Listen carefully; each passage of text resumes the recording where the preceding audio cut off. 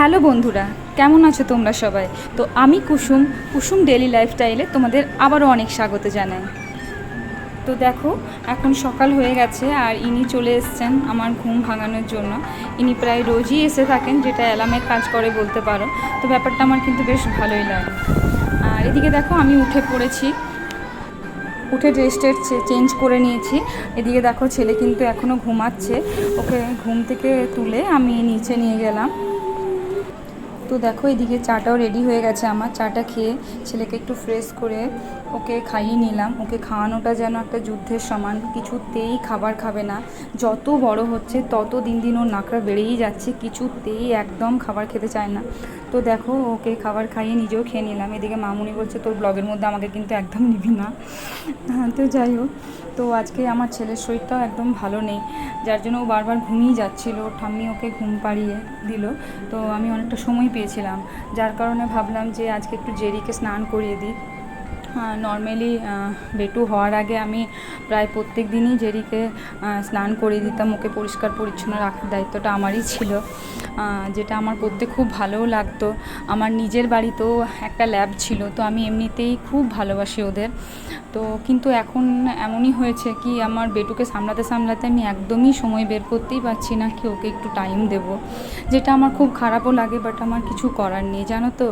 আগে কি হতো, আমার সাথে আমার বিছানার মধ্যেই শুতো, কিন্তু এখন কি হয়েছে, যেহেতু বেটু আছে, ওর প্রচুর যেহেতু লোম উঠে যায়, যার কারণে ওর লোম যদি বেটুর পেটে চলে যায় তখন আবার একটা প্রবলেম হবে। যার জন্য ওকে আমি একটু দূরে দূরেই রাখি এখন, যেটা আমার বেশ খারাপ লাগে।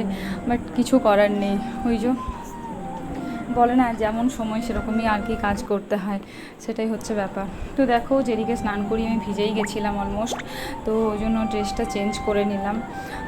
তো তারপরে মামুনিকে একটু হাতে হাত লাগিয়ে দিলাম, তাতে মামুনিরও একটু হেল্প হবে। আর ছেলেও ঘুমাচ্ছে। এমনি নর্মাল ডেতে সকালবেলা আমি একদমই সময় পাই না, ছেলেকে নিয়ে সারাদিন কেটে যায়।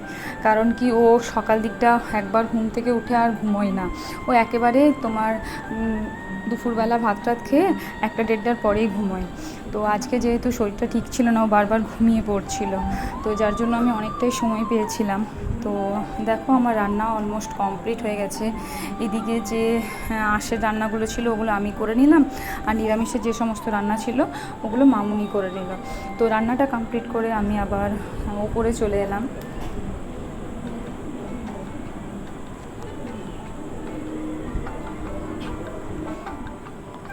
প্রত্যেক দিনই প্রায় উপরে এগুলো পরিষ্কার করি আমি, বাট হয় না, কি বলো তো, মানে যতই পরিষ্কার করি প্রত্যেক দিন না করলে না ভালো লাগে না।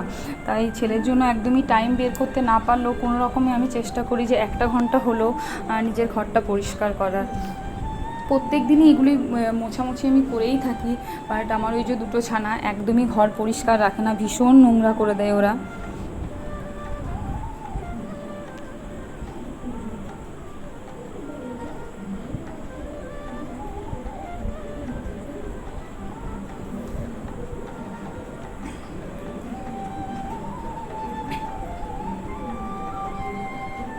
প্রত্যেক দিনই পরিষ্কার করি, বাট তাও কি বলো তো, মনে হয় যেন নোংরা জমিয়ে যাচ্ছে। তো তাই জন্য একটু প্রত্যেক দিনই হাতে হাতে করে নিই যতটা সম্ভব হয়। এরপর দেখো, আমি সোফাটা একটু ঝেড়ে নিলাম, কারণ ওই যে আমার জেরি আছে, জেরি ভীষণ নোংরা করে দেয়, পুরো লোম লেগে থাকে ওর সোফার মধ্যে, যার জন্য আমাকে প্রত্যেক দিনই ঝেড়ে দিতে হয় এগুলো। এগুলো আমার ডেলি রুটিন বলতে পারো।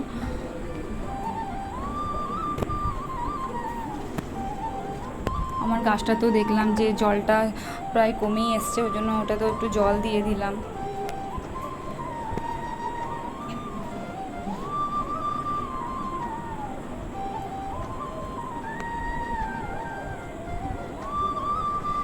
তারপর ওপরের কাজ করে দেখলাম মামুনির কাপড়টা ওখানে ভেজা রাখা আছে, তো ভাবলাম একটু মিলে দিই।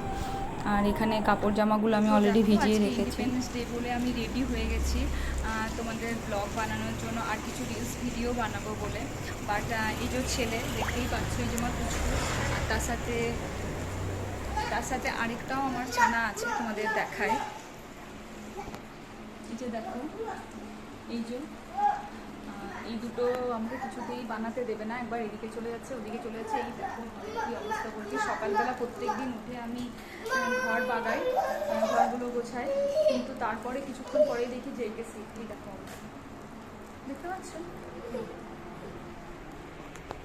আর এটাকেও ভালো করে দেখে রাখো, এই দুটো আমার ঘর একদম নোংরা করে রাখি সবসময়।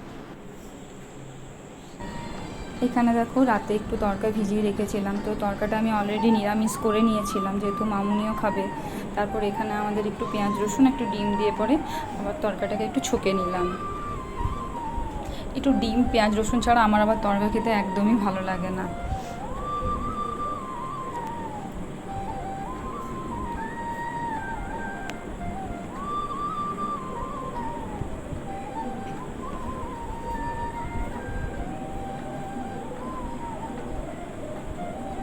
দেখো আমার রান্নাটা অলমোস্ট কমপ্লিট হয়ে গেছে। আর এখানে দেখো ছেলে নিজের খেলনা তো একদম খেলতে পছন্দ করে না, যত বাসন কুসন আছে ওকে নামিয়ে দাও, ওগুলো নিয়ে ও খেলতে ভালোবাসে।